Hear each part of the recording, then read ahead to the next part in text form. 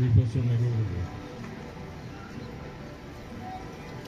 საქართველოში პროტესტები გრძელდება, სამწუხაროა რომ ყველაფერი ისევ აუცვლელია.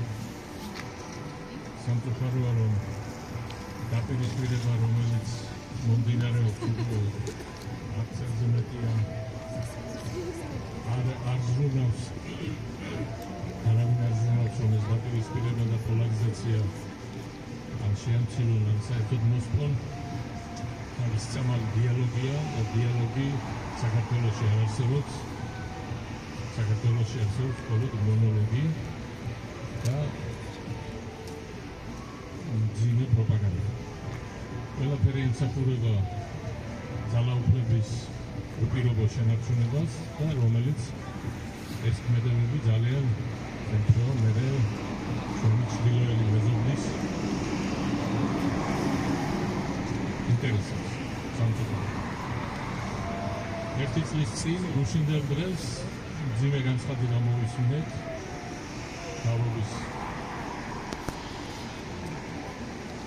მთავრობისაგან, რომ ჩვენ შევაჩერებთ ევროპისაკენ ცვლილება. ამ დღეებში რაღაც კვირაების წინ კიდევ უფრო მძიმე განცხადება მოვისმინეთ, რომ თურმე ჩვენ უცხოეთში მცხოვრებ ქართველებს არჩევნებში მონაწილეობისათვის პატიჟებენ, რომ საქართველოს ჩავიდნენ. არადა წლები დაგჭირდა იმისათვის, რომ ჯერ აქაური საერთო კონსულები გამოცემებინა, რომ მხოლოდ ბერლინში საარჩევნო ასეულობა იყო ძალიან მძიმე ქართველებისთვის, რომელსაც 600 კილომეტრის გადაუწევდათ ხან ავტობუს პირაობით, ხან თვითმფრინავით, ხან მატარებლით და უამრავი ხახაზებოდა და ამიტომ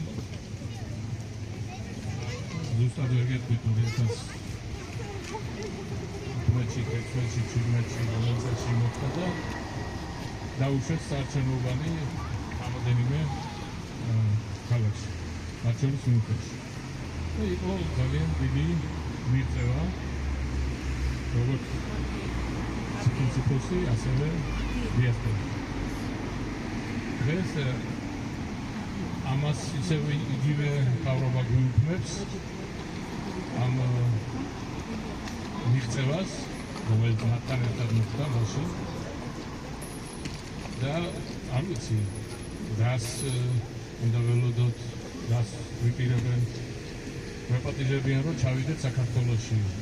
როდესაც მთავარი არგუმენტი ბერლინში წასვლა ძალიან ჭირდა და ამიტომ ყველა ვერ ჩადიოდა მონაწილეობის მისაღებად და ეს არგუმენტი გაითვალისწინეს. ახლა ხამოდით ერთადერთ საქართველოში არაუშავს. ძალიან მძიმეა. ამას კვლავ ერთვის ის უმძიმესი პერიოდები, როდესაც საშინელი ძალადობები ხდება მშვიდობიან მიტინგებზე, პროტესტანტებზე. ამ ძალადობების შედეგები და შემდეგ დაბინდებები გაგრძელდა უამრავი აქტიურად ან დანაშაულო ან პროვოკაციაზე წამოგებული ადამიანი ციხეებში იმყოფება, რომელსაც გარდა პოლიტიკური პატიმრისა ვერაფერს ვერ უწოდებ და ამდენად პოლიტიკური პატიმრობით არის განსხვავებული აქტიურად საქართველოში საპატიმრო დაწესებულებები. ეს ყველაფერი მთელი საქართველოს ქართველების პატრიოტების აღშფოთებას იწვევს და პროტესტი არ ნელდება, პროტესტი გრძელდება და ეს ყველაფერი ძალიან სამწუხაროა იმ თვალსაზრისით, რომ დღესაც აქტიურად არ არსებობს არანაირი თუნდაც სატელევიზიო გადაცემა, რომელშიც დასწრებოდნენ სხვადასხვა პოლიტიკური მოსაზრებების მქონე ადამიანები და განიხილავდნენ მთავრობის წარმომადგენლებთან ერთად. ამის გარეშე ძალიან მძიმე იქნება რაიმე კონსენსუსის მიღწევა. ფაქტიურად ეს რახან არ ხდება, ფაქტიურად ეს არის ნიშანი იმისა, რომ უბრალოდ მათ უნდათ რომ ძალაუფლება შეინარჩუნონ და არანაირი ინტერესი არ აქვს, რომ რაიმე სერიოზული ოპოზიცია არსებობდეს, მხოლოდ ასე ვთქვათ, წინასწარ დაგეგმილი ოპოზიციები აქვს პარლამენტში შეყვანილი, ხოლო დანარჩენი ოპოზიცია ან მათი ლიდერები აქვს გამოკეტილები ციხეებში. ეს არაფერს კარგს არ უხდის საქართველოს, არაფერს კარგს არ უხდის საქართველოს თავისუფლებას, სახელმწიფოებრივ დამოუკიდებლობას და სუვერენობას. და ძალიან საშიშრად ემთხვევა ჩრდილოელი ოკუპანტის და აგრესორის მიზნებს, რომ საქართველო თავის ორბიტაზე დატოვოს და არა მარტო თავის ორბიტაზე, არამედ დესუვერენიზაცია მოახდინოს, რაც ნიშნავს, რომ იცეკვეთ, იმღერეთ, ჭამეთ, იქეიფეთ, იჭიდავეთ, უთამაშეთ ფეხბურთი, სპარამეთ, ოღონდ პოლიტიკა თქვენი საქმე არ არის, სახელმწიფო თქვენი საქმე არ არის და ასეთი ტიპის სახელმწიფოდ გარდაქმნას უპირებენ ჯერ კიდევ 2000 წლების დასაწყისიდან და 90-იანებიდანაც რუსეთში იყო ჯგუფები, რომლებიც ამ თემებზე მუშაობდნენ, კონცეფციაც კი შეიმუშავეს, რომელიც 2006 წელს ალბათ ქართველების ხელით რუსეთიდან ჩვენც კი გამოვიგზავნეს გერმანიის ქართულსა და ძალიან ემთხვევა დღევანდელი ცხოვრების სტილი და რაც თავის მიერ არის ახალისებული ქვეყანაში და რაც არის აკრძალული ზუსტად იმ კონცეფციას, რასაც ისინი მაშინ იწერებოდნენ როგორც საქართველოს განვითარების კონცეფცია. ეს იყო შემოშალებული ძალური ინსტიტუტების და სამსახურების მიერ. ეს უძიმეს სიტუაცია და საქართველოს თავისუფლების საშუალება არის ის, რაც ყველას თელს ქართველობას ფაქტიურად უძიმეს მდგომარეობაში აყენებს და პროტესტი არ ჩერდება, პროტესტი არ ხდება, მაგრამ ერთი რაღაცა შეგვიძლია ვთქვა, ძალიან ბევრი ადამიანი სხვადასხვა დიაგნოზს სვამს, რომლებიც მეტნაკლებად მართალია, მაგრამ კურნალი არ ჩანს ამ დიაგნოზებს საქართველოში მიმდინარე პროცესების საზოგადოებაში არსებული. ამ საქმეში ასევე სამწუხაროა, რომ ეკლესიის ხმაც ძალიან ფაქტიურად არის სამწუხაროა, იმიტომ რომ კიდევაც ხანდახან მასშტაბური აგრესია მოემართება ის დავალება, რაც შეასრულოს სიყვარულით ურთიერთობა ჰქონდეთ და სიყვარულით იქადაგო იესოს გამარება, ეს დავალებაც არ სრულდება, სინამდვილეში აგრესია მოედინება იქიდანაც. არა მოგასაგებ, მაგრამ ძალიან დიდი გავლენით არსებობს. ამიტომ ეხლა მე იმაზე ძიმე სულაც ვერ დავხატავ, რაც სინამდვილეში არის თამაში. ეს არის ჩემი შეხედულება, ჩემი წარმოდგენა და მე ვფიქრობ, რომ ფაქტიურად ეს მშვიდობიანი პროტესტი უნდა გრძელდებოდეს შეუჩერებლად. შეიძლება ყოველდღიური პროტესტი არ იყოს, მაგრამ მნიშვნელოვან მომენტებში აუცილებელია, რომ ყველა ადამიანი, ყველა ქართველი ერთად იდგეს. ერთობა ძალიან გვაკლია და თავისუფლება არის ის გარშემო შეიძლება ყველა ქართველი გაერთიანდეს და თუ ვინმეს აქვს ამ პრობლემა ასეთ გაერთიანებისადმი, ის ალბათ ქართველი ამ სიტყვის სული მოკლედ ისურვებ ყველას, რომ პროტესტი შედეგიანად დასრულებული და შედეგი მე მგონია, რომ ქართველობა უნდა შერიგდეს, ქართველობა არ უნდა იყოს ასე დაპირისპირებული. 90-იან წლებში მახსოვს დაპირისპირებას ქუჩებში პირდაპირ ავტომატებით დაცვლა მოყვებოდა ხოლმე მომიტინგეების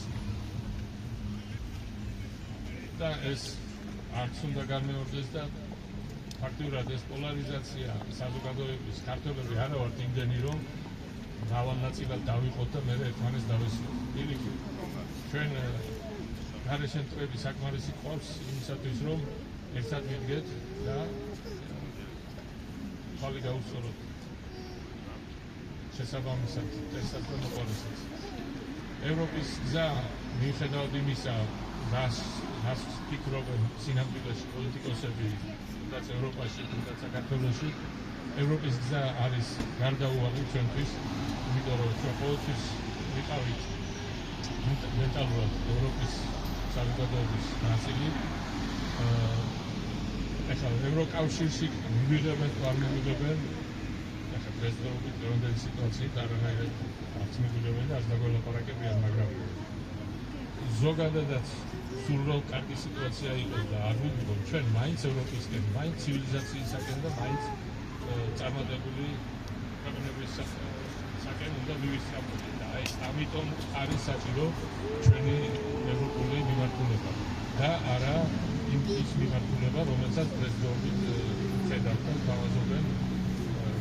მე პირადად მაგალითად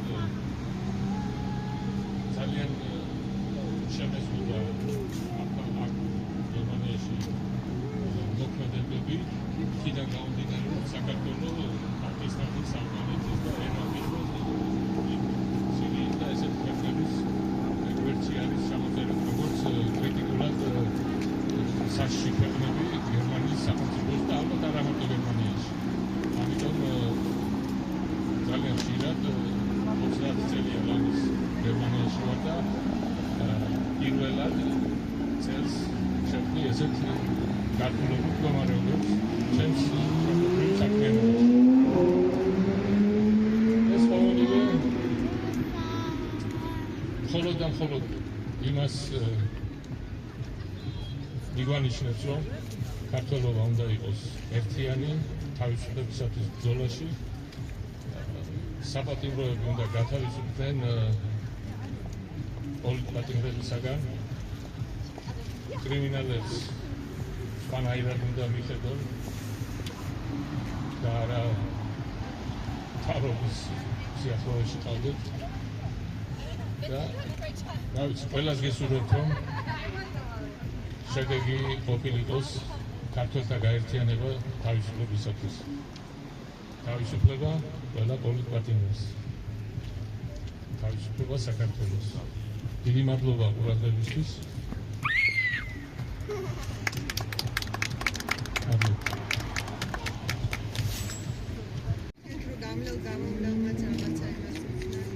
ვიყვეთ ისეთი სიტუაციაში, სადაც ჩვენ დავდგებით და დავიწყებთ წუთს და ტირილს, რომ აიმე ყველაფერს ზოთ არის.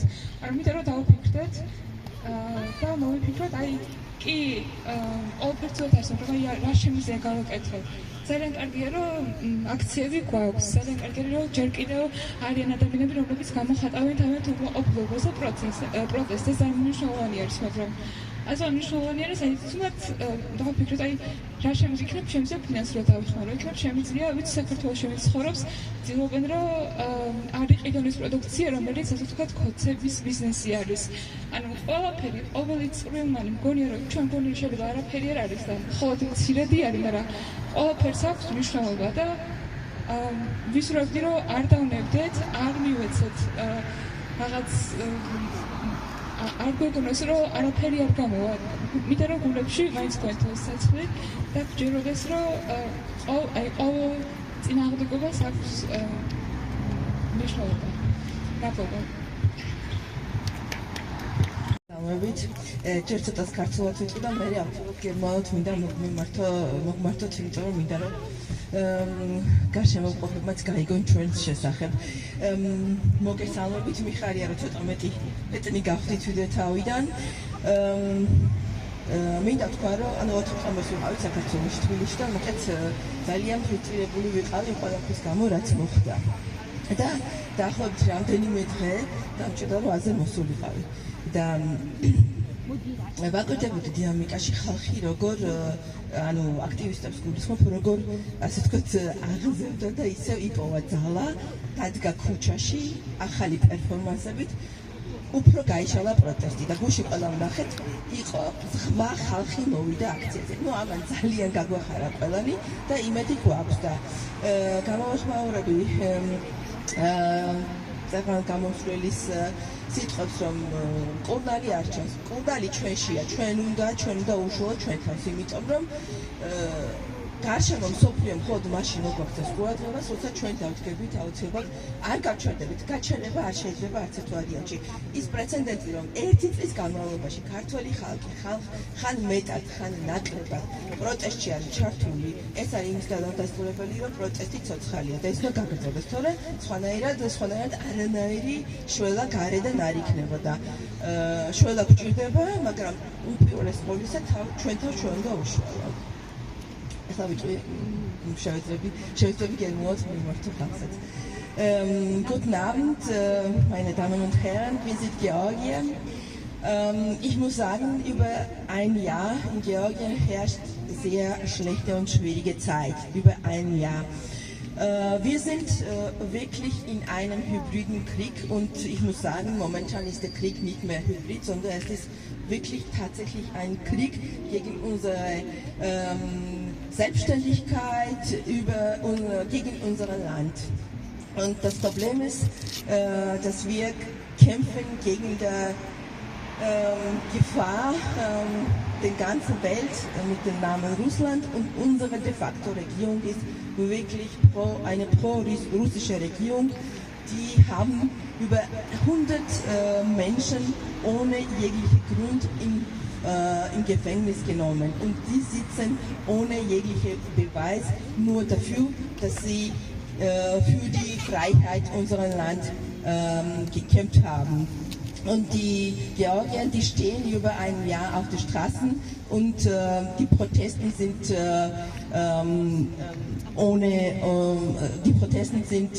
ohne Pause über einem Jahr gelaufen und ja, wir haben schwierige Zeiten, aber wir müssen positiv bleiben.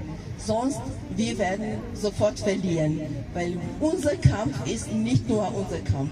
Das ist nicht nur ein Kampf in Georgien, das ist ein globales Problem, weil ähnliche Probleme gab in Moldau, ähnliche Probleme gab es in Rumänien und in anderen Ländern. Und falls wir verlieren, das wird nicht bei uns bleiben, weil der Krieg, der in der Ukraine herrscht, die schwierige Situation, die wir haben, das ist nicht nur unser Problem, das ist globales Problem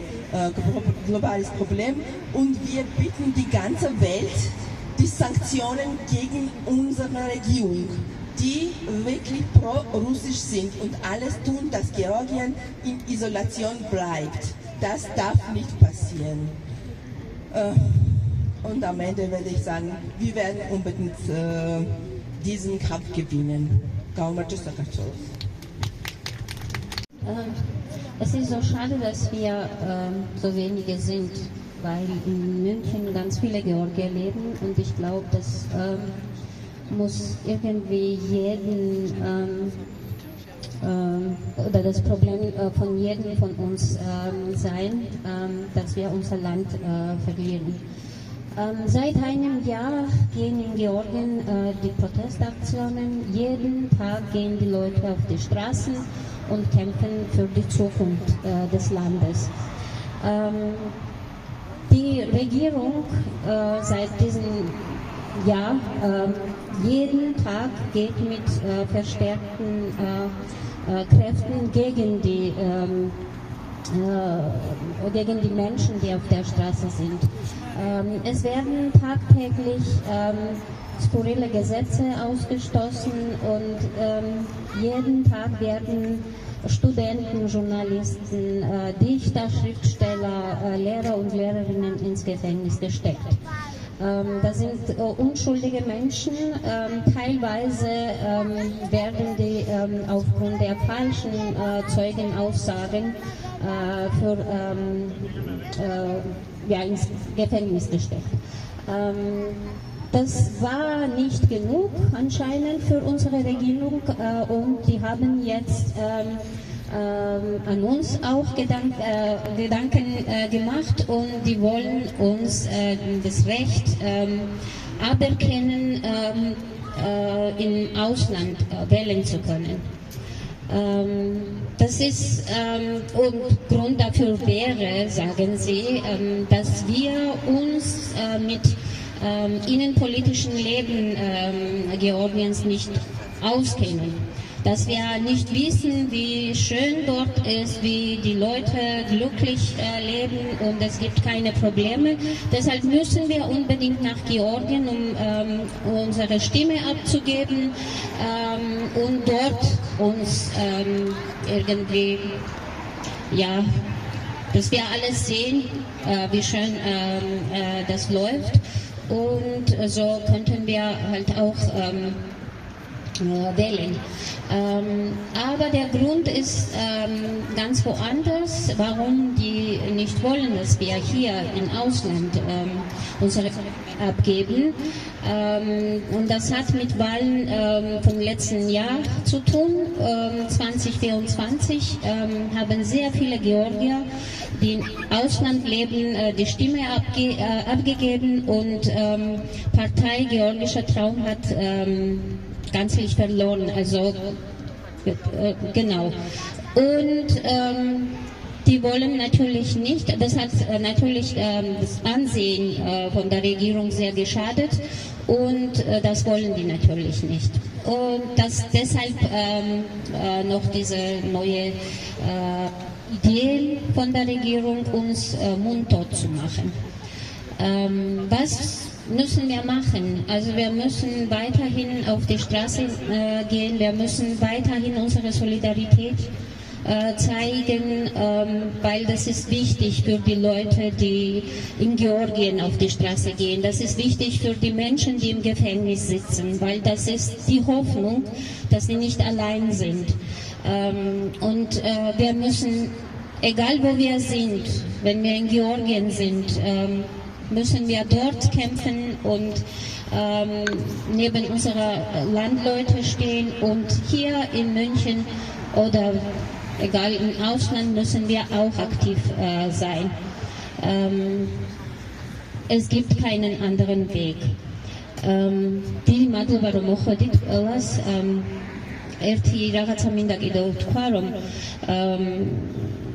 გარდა იმისა, რომ ახლა ხელისუფლება აპირებს, რომ გაგვაჩუმოს, წაგვართვას ჩვენი კანონიერი უფლება, რომ ხმა მივცეთ აქ საზღვარგარეთ, ისინი კიდევ უფრო მასიურად იწყებენ ჩვენს წინააღმდეგ ბრძოლას და მე ერთი მაგალითი მინდა ახლა მოგიყვეთ აქ, ანუ რომში არსებობენ ასევე რა თქმა უნდა ქართველები, რომლებიც სოლიდარობას უცხადებენ საქართველოში მიმდინარე ბრძოლას და მათ შორის არის ერთი ძალიან აქტიური ადამიანი,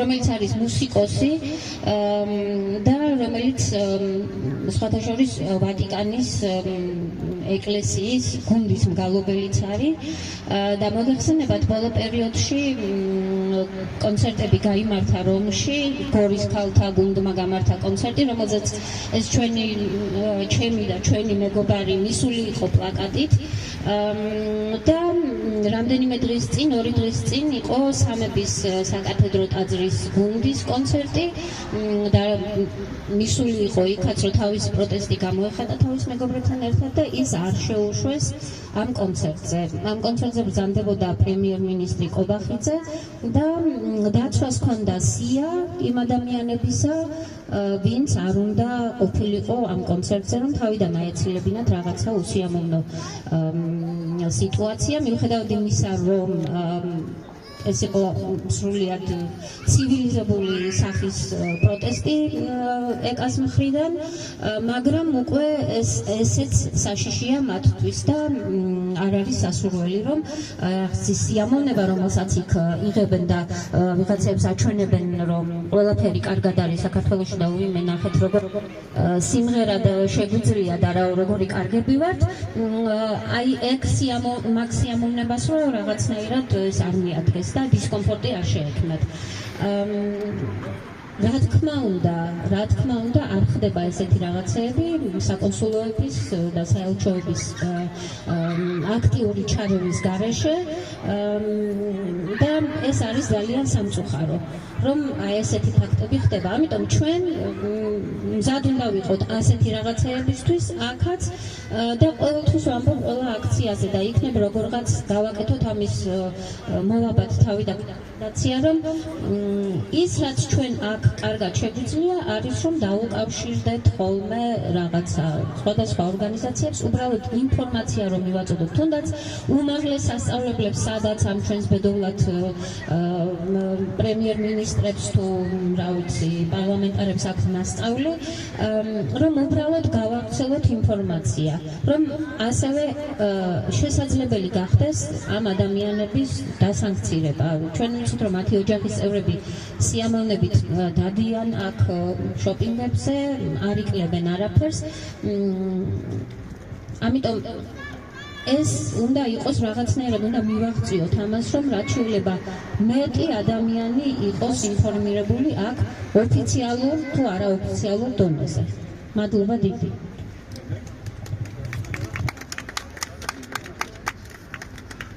Ganz kurz, 2-3 Sätze auf Deutsch sagen. Ich wollte mich bei unseren Freunden bedanken, die immer anwesend sind, wenn man, also es sind ein paar Gesichter, auch Georgier, die immer wieder dabei sind oder meistens dabei sind und dazu gehören unsere Freunde auch.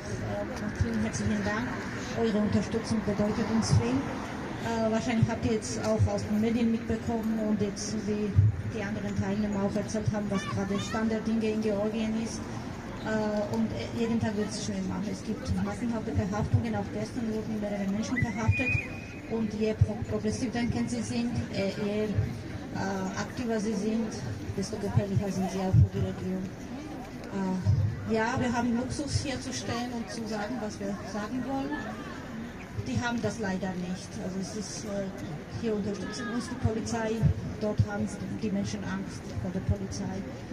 Und ja, es wurde auch vor kurzem erwähnt, auch wir, die Georgier, die hier leben, haben bald kein Recht mehr zu wählen. Und ich kann mich sehr gut daran erinnern, als 2012 georgische Traum angefangen hat, Wahlkampagne zu führen, die haben Schriftsteller und so bekannte Gesichter finanziert, nach München zu kommen und mit uns zu sprechen, wie wichtig das ist, dass wir für georgische Traum wählen. Dann haben sie die großen Reisebusse auch finanziert, dass die Menschen nach Berlin gehen, also um die Menschen nach Berlin zu fahren und dort für sie zu stimmen. Und gerade haben sie gemerkt, dass die in Europa lebenden Georgier nicht mehr für sie wählen und jetzt wollen sie das abschaffen. Alleine daran merkt man, wie undemokratisch und eigentlich wie autokratisch unsere Regierung schon immer war, also diese Regierung, aber jetzt noch mehr geworden ist.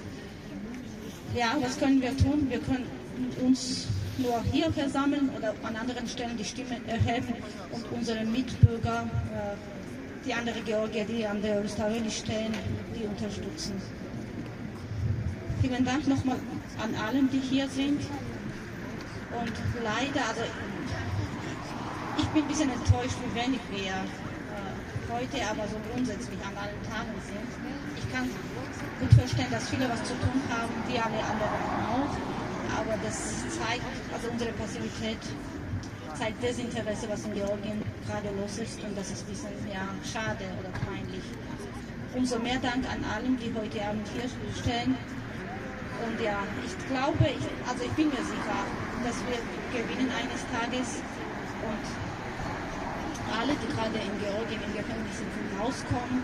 Und umso peinlicher wird es für die Menschen, die heute keine Stimme erheben, die nichts sagen, die sich verstecken, aus Angst, aus Faulheit, was auch immer.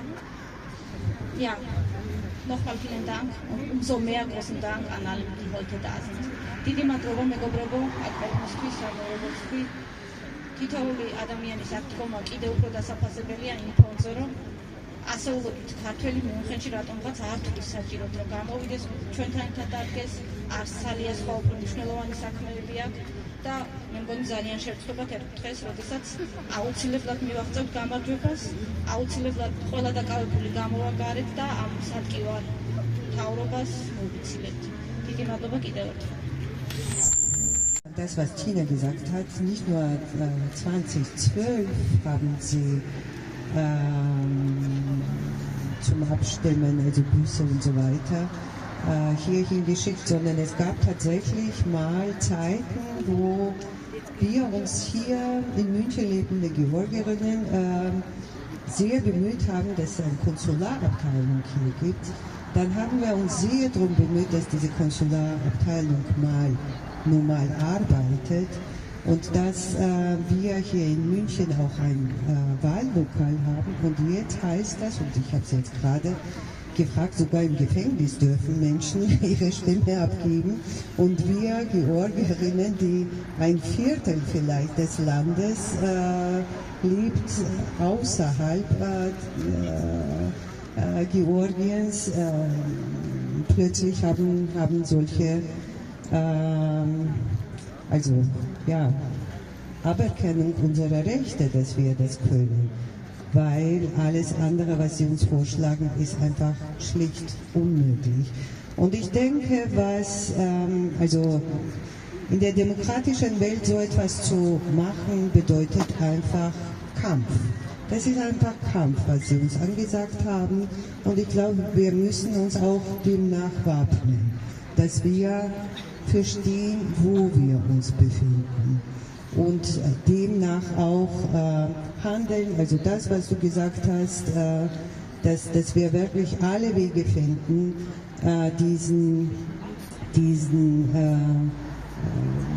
diese Ungerechtigkeit, was in Georgien passiert und überall jetzt ausstrahlt, dass wir dem widerstehen. Und ich weiß jetzt nicht, also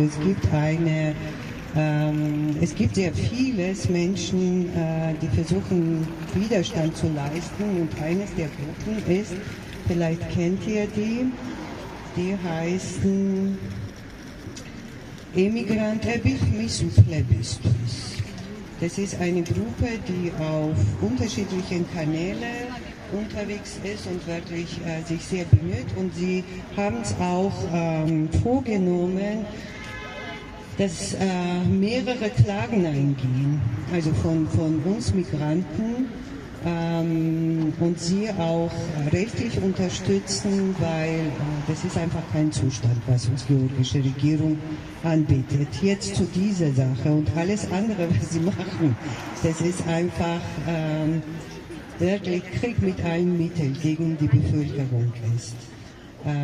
Mit allen Gesetzen und mit allem, was sie dort anstellen. Ich glaube, das musste auch hier in Europa allen klar sein, weil diese hybride Kriegsführung ist einfach überall, wo Interessen diese Menschengruppen, sage ich nicht mal mit Namen, sage ich nicht mal mit Ländern, da sind einfach Menschengruppen, die Banditen sind und an die Macht kommen, an Geld gekommen sind und einfach alle andere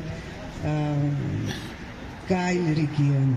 Also viel mehr kann man dazu nicht sagen. Danke. Ich weiß es nicht, vielleicht gibt es noch weitere Vorhaben, dass man einander trifft und noch so offen auf der Straße protestiert. Weiß ich nicht.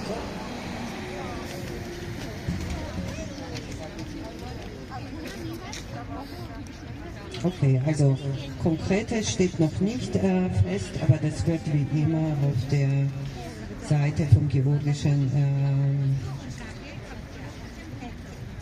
Verein in Deutschland, ja genau gesagt so heißt das. Und auch auf der Seite, Tina, wie heißt das ganz genau? Auf der Seite. Ach so, das ist Organisationsgruppe, die unterschiedliche so Aktien so organisieren. Also wer noch dazukommen möchte, Tina, wie heißt das ganz genau? Das ist eigentlich Kakulat Queer. მიუხედის აქციების ორგანიზაცია ჯგუფია, რომელიც შეიძლება დადებულ აქციებზე იმედმა გეიცნოს.